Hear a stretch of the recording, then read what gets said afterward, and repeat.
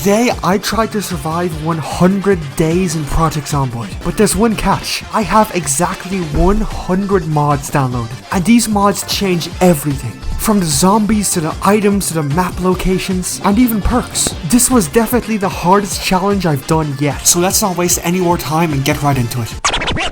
So I boot up the game and I make my first character, John Redditor, with his beautiful fedora, jorts, and pink sneakers. Yup, the apocalypse won't stand a chance against this absolute unit. The game finally loads up and I discover I have probably one of the creepiest spawns I've ever gotten. Like seriously, this is some Silent Hill shit. I attempt to enter this old haunted looking house, but turns out the door and windows are locked, which is just great considering there's two zombies already closing in on me. But turns out smashing a window with your bare hands like you're the fucking Terminator is pretty hard when you're completely covered in burns and barely able to move. So in short, that was the end of John Redditor. But surely things would go better this time. I even spawned in a house. I was even able to find myself clothes, a gas mask, and a kitchen knife. Surely there's no way this could— I didn't last a single day.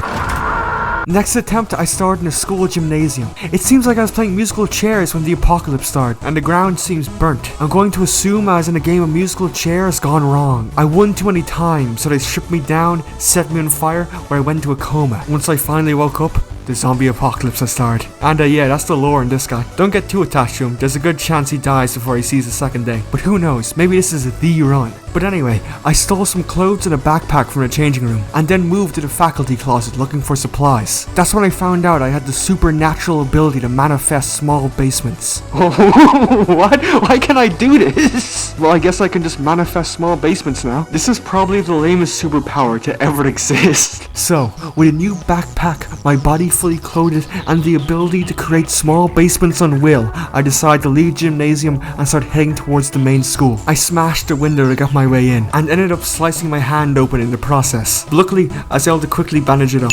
Okay, now if I want to survive and heal from my wounds, I need to find a place where I can sleep that has access to food and water. And to my knowledge, there's a teacher faculty room that has food, a sink, and a couch I can sleep on. But I'm going to need to sneak upstairs to get access to it. Luckily for me, I was able to sneak past all the zombies with relative ease. It turns out, this is actually really easy. Zombies smashing the windows and ripping to shreds while I was sleeping in the teacher's break room. Yeah, I died again. The next attempt went pretty good. I accidentally ran a marathon standing on top of this box before a zombie came and literally ate my ass and I died. So needless to say, not my best run so far. The next run I spawned in an apartment complex and stomped out this zombie. However, his friends turned me into finger food. You have to be kidding me. What is this spawn? He's literally right there. I have just been birthed into this world and I'm already brawling with zombies. Yup, that is the quickest run so far. But the next one was a bit different. I started off in an estate of bungalows. This gave me shelter, food, water, and a place to sleep. So within 5 days, I was mostly healed. However, I was still naked, so I decided to venture out to look for clothes. Oh look, a flock of missing assets. Soon enough, the inevitable happened. I encountered my first zombie. It was time to make or break. Would I get his sweet bathrobe, or would I die trying? I tried to sneak by, but I was forced to confront him. An altercation I luckily won. A small victory, but hopefully one of many. With a newly gained bathrobe and some extra self-confidence, I decided to start scouting out the local police station. There only seemed to be one zombie outside, a policewoman with a pump shotgun. Although I was unarmed, if I win the altercation, there's some really good loot to be had, so I went for it. I'd survived once again, earning myself a full police uniform, a loaded pump shotgun, and a baton. After so many failed runs, things are finally starting to look up, although it may not be like this for long. I searched through the police station, but unfortunately, I couldn't find any supplies that'd be of any use to me. So instead, I decided to scout out the rest of the town. A small group of zombies were in my way though. Luckily, none of them were runners, so I took the opportunity to test out my new shotgun. Yeah, it works pretty good, and I was able to finish off the last one using my baton with relative ease. Finally, for once the odds weren't completely stacked against me. Unluckily, the thunderous boom of the shotgun attracted more zombies, so many that I almost ended up getting completely overwhelmed. But luckily, I was able to make some distance and the shotgun made quick work of them. Multi-kill! Oh yeah, also for some reason, denim jorts are more durable than state-issued police pants. I love this game. What the fuck? Oh my god.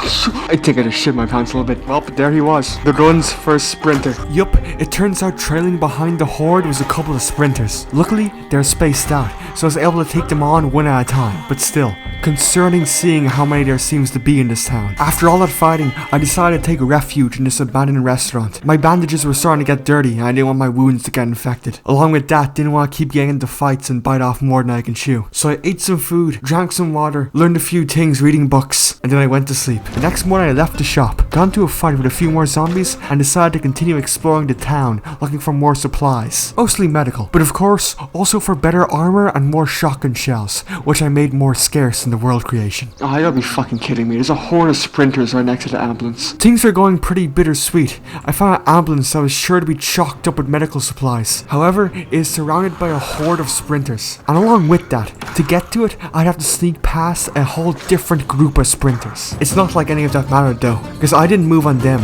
they moved on me. I tried to fight, but there's too many, and they're too fast. I took one bite, and then soon another, and another, until they're all ripping chunks out of me. Luckily, I had the perk Infatigable, which meant once I was running low in health, I'd knock all nearby zombies to the floor and my health would instantly regenerate. However, after that, it's on a 1 week long cooldown. This gave me just about enough wiggle room to get back into the building, but the door would only hold them for so long. So after bandaging up my wounds, I made a sprint for the back room, where I then leapt out the back window. I then dashed into the woods, hoping I'd lose them in the thick trees and shrubbery. Although there are some zombies hiding amongst the trees, I was able to just run past them, until eventually I arrived at a shed. Here, I could take a breather and assess the damage of my wounds. And it is pretty bad. All of them had bacterial infections. Along with that, they're pretty deep, meaning I was most likely infected with the virus, which in most runs would mean I'd have at most 2 weeks left. But luckily, I have a mod installed called Day New, which means there's a chance for zombies in black hazmat suits to hold the cure. Along with that, there's a slight chance you might find them in pharmacies. And while running through the woods, I saw a pharmacy nearby. So, to assure my wounds could heal as fast as possible, I went there right away. Some alcoholic wipes to clean the wounds, and thanks be to God,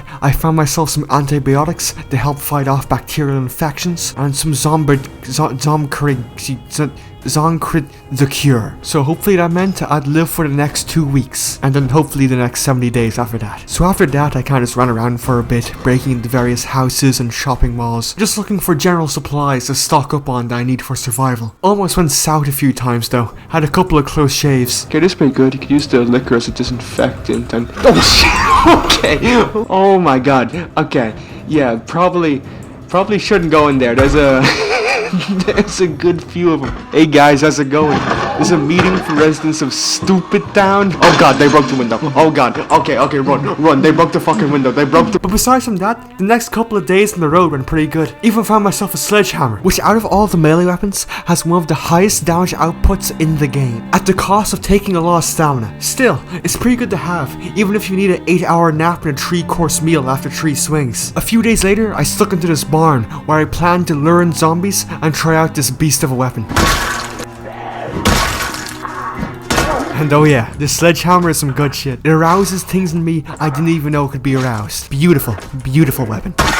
I then decided to repossess the house next to the barn. I said my goodbyes to the previous owners and then snooped around a little bit. I then found this beautiful, absolutely fabulous armor set, which I 100% would wear for the rest of the run, if its stats were better. So unfortunately, I had to leave the way of style behind and go back to looking like a homeless guy. I then found myself at Missing Asset Avenue, where a zombie would rip out my throat, but luckily, I had a Lightning McQueen band-aid, so I was fine. However, the lacerations to both my head and neck meant that I was most likely infected with the virus once again. This meant until I could find another cure, my life is on a timer. I have 2 weeks to either find a pharmacy with the cure, or a black hazmat suit zombie, or I'm dead. So although my wounds were only freshly bandaged, I left in a hurry. Over the next couple of days, I'd have to tread very lightly. This part of the town is very heavily populated with zombies, but that didn't stop the fact that I'd have to find a pharmacy. There's no time to waste. Each second that passes is a second I inch closer to turning. As I traveled further west through the town, I had to whack and smash my way through a bunch of zombies. Had a couple of close shaves, but it all paid off when I got this large backpack. Right now at most I can carry about 8 gimbally goops of items. But with the large backpack, I can carry an extra 85. I don't know what this game uses to measure weight, so I'm just gonna go with gimbally goops. Either way, it's a big win, but one that won't matter unless I find a cure. I could have all the gimbally goops in the world, but that doesn't matter if I die in 2 weeks. So with my new backpack, I venture forth. Eventually, I ended up finding a first aid kit in the trunk of a car. It got my hopes up, but it didn't last for long. So once again, I kept on adventuring. I adventured until I was exhausted, tired, and dehydrated. I didn't even realize how bad it got until I tried finding the zombie and I did practically nothing to him. But luckily, I was still able to deal with him and the second one that came after him. But then I realized there were only 2 of a small horde. So I fought and I fought and I fought until eventually I had enough wiggle room to scurry my way into the bar that we were fighting in front of, where inside I'd find yet another zombie. But after dealing with them, I finally had some time to get myself a drink and rest for tomorrow's adventure. Some notable things that happened the next day were me finding these freaky looking gas mask guys. Yeah, they're pretty scary, but they had some good loot. I got to wear this cool gas mask, which soon would get ripped to shreds while I was getting bitten in the face. While I was checking out my new loot, feeling pretty stoked about my new gas mask, a zombie creeped up behind me, bit me in the hand and bit me in the face, which completely ripped the gas mask to shreds. Great. Just absolutely fantastic. And now I was 100% sure I was infected. I really have to find a cure fast before the symptoms get worse and worse and becomes harder and harder to fight. Then after about 2 weeks, bleh. So yup, once again I bandaged myself up and just kept on walking. However, there was one positive to the situation. Oh my god, what just happened to my microphone? I was gonna talk about how like he had a better bag and now I can carry 225 gimbally goops of items, but what the, it sounds like I just got tased. What was that? Anyway, I found myself once again exhausted and dehydrated, so I decided to take refuge in this house. However, it was alarmed. The sirens started blaring and every single zombie nearby was approaching my location. I was in a state of panic. I looted as much as I can, but it wasn't too long until they were barreling through the windows. I tried to climb over the back fence, but I was still too exhausted. So I just made a mad dash past the horde as fast as I could and as far as I could. I ran and ran until I couldn't run anymore. So I barreled myself through a window of another house. Luckily no alarm this time. Here I called a day and rest. The next day I woke up to find a thick smog has descended upon the town. By now I have accepted, as long as I'm in this town I'm not finding a cure. And with this thick fog obscuring the horde's vision, I decide there's no time better than now to leave the town. I ventured out into the foggy woods, hoping to find another settlement that would hopefully have a pharmacy or a black hazmat suit zombie. Hopefully sooner than later, because by now, the virus is already 25% developed. The time I have to find a cure is only getting shorter and shorter. After 2 hours of walking, I uncovered a bridge, which seemed to lead over some kind of moat into a fortress. Inside the fortress was a tower. I looted it, but there wasn't many useful supplies in it, just a blaring alarm. It attracted a few zombies, but they weren't much of a challenge. The fog made this place feel really strange. A walled off island submerged in mist. Hopefully hidden within that mist is the cure, and hopefully I find it inside this compound. This was the most heavily fornicated building I've seen so far. Everything was barricaded and shut, except the garage door, which I used to enter the house. I then found that there's a tomahawk in the garage, and I was really fucking confused on why someone owned a tomahawk, until I realized it's the apocalypse. Why wouldn't you have a tomahawk? I then decided to clear the compound of its one zombie. However, I got a bit thirsty in between, so I took a little drink, and then I got back to stomping its undead sculling. The next morning, the fog finally cleared up, and I was able to look around the island. And it's a very nice looking community, but unfortunately its moats and walls couldn't save them from the virus, and if I don't find a cure soon, it won't save me either. So I left the compound and set out to see if there's any pharmacies or medical centers around the island, dealing with its former inhabitants along the way. So once again I ran and I looted decrepit houses for all the useful supplies I could find, and to my luck, I found something that really caught my eye. Rosewood Medical. This could be it. They could have the cure. So with the clock still ticking, I rushed in and I searched the whole building. I looked through every drawer, every cabinet, every nook and cranny, but unfortunately, I couldn't find a single vial of the cure. I was distraught, heartbroken, tears were flowing down my face with the power of 1,000 fast tears. But I knew I didn't have time for such theatrics, so once again, I leave, going on my endless pilgrimage to find a cure. I then found our medical center like 5 minutes later, so it wasn't too big of a deal. But it was, because there was still no cure. So I left the island fortress defeated, once again wandering through the woods looking for any sign of civilization that may have a cure. I spent the rest of the day just running, until eventually I uncovered a house and a warehouse, which I was unbelievably relieved to see. I was scared I was gonna have to sleep on the forest floor and risk getting eaten by zombies in my sleep. Anyway,